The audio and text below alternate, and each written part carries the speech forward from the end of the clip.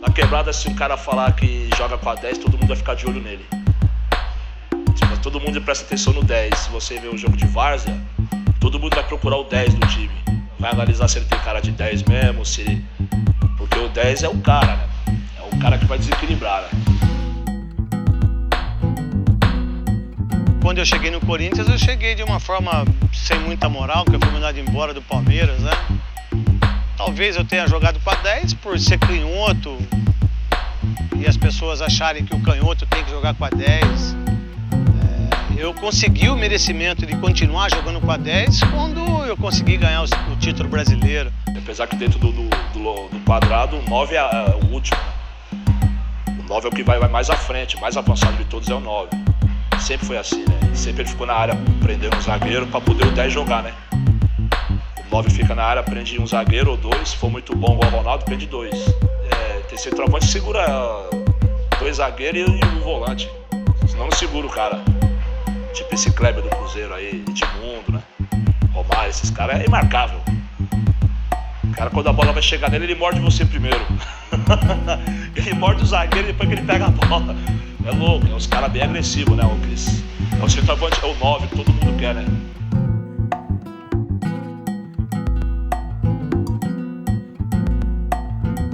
O craque é o cara que dá o campeonato. O craque é o cara que tem títulos. Hoje no futebol mundial, muita gente é considerada craque, às vezes até por mim, sem ter conquistado o título. O craque é o diferente, cara. Pô, não é da minha geração, mas o 7 do 7 é o Garrincha, certo? É o número 7, assim, que marcou a época. Você pode falar do 10 também, o Ademir da Guia, que eu cheguei a pegar o finalzinho da carreira, que a bola no pé dele, o tempo parava dentro do campo. Os caras que jogavam com ele falam que o tempo parava. O jogo podia vir quebrado, carrinho, chute pro alto, sem classe nenhuma, no meio da lama. Aí a bola caía no pé do Ademir da Guia. Aí o tempo parava, porque ele arrumava um espaço dentro do campo, que só eu vi um lance dele, que o jogo tava louco em volta dele, e a bola caiu no pé dele. Ele simplesmente tirou ela pra um lado onde não tinha ninguém, como se não fosse nada. Mas ele só fez um passe pro lado. Se fosse eu com o pé, com a bola no pé, eu ia tentar cair pra dentro dos caras vibrando. Ele era muito mais inteligente do que a maioria. Ele era o 10, no caso. Hoje os caras estão nem aí, né? O Petkov te jogou com a camisa 43. Hoje os caras não querem jogar com a camisa 10. Hoje os caras têm medo de jogar com a camisa 10, né? Então, porra, camisa 10 foi banalizada no futebol brasileiro. Eu acho que o 10, se você for analisar a numerologia, os números em si, o 10 é o 10, né, cara? Antes do Pelé já era o 10. E depois do Pelé, o 10 virou o 10, né?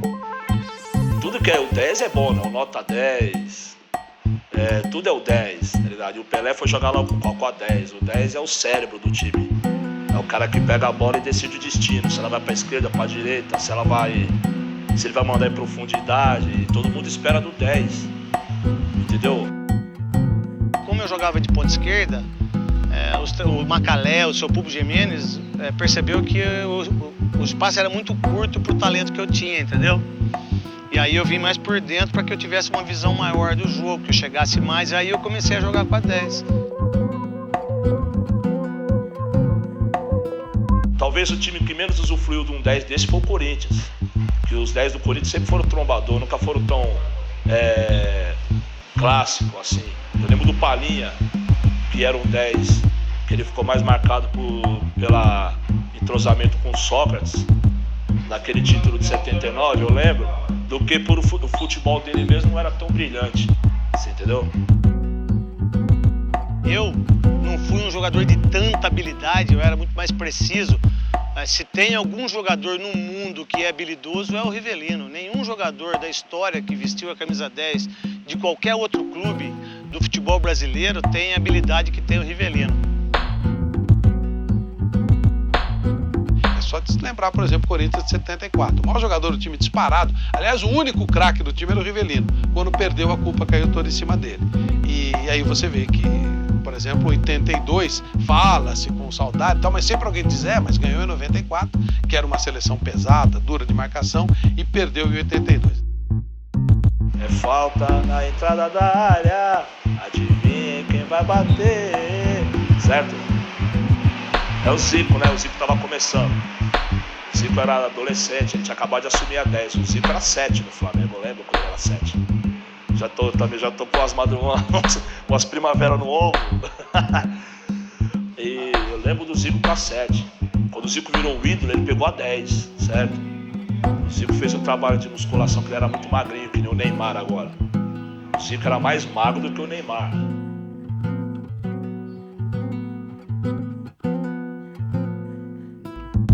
Decisivo é o craque. Quem ganha campeonato são os jogadores. E o craque faz a diferença.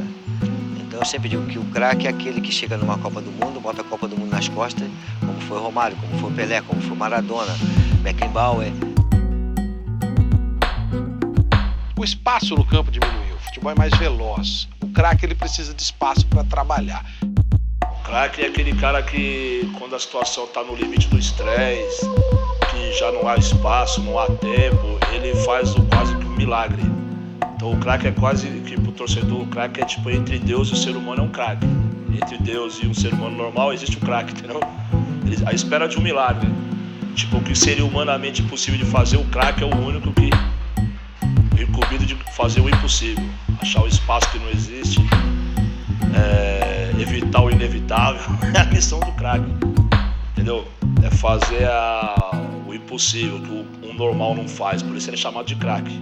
Antigamente o craque era o habilidoso, o cara que dava uma firula, fazia uma jogada bonita e tal. Hoje o craque é o eficiente. Se você pegar, por exemplo, o Kaká hoje é considerado um craque. Mas o Kaká não é um jogador de firula, é um jogador objetivo, um jogador de força que sai em velocidade em direção ao gol, faz o gol, é um jogador que o próprio Cristiano Ronaldo, considerado o principal jogador do mundo, é um jogador de força, um jogador de pegada. Tem alguma técnica, é claro, alguma finta, mas não dá para você comparar, por exemplo, com o Ronaldinho Gaúcho.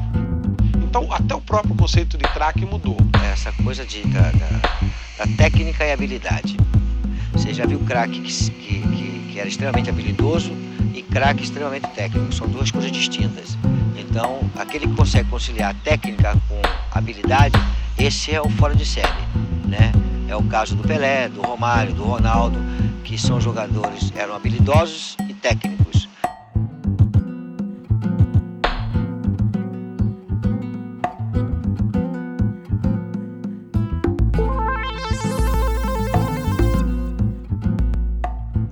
Vai saber porque o Pelé era chamado de craque, né? Dizem que ele era aquele ser humano.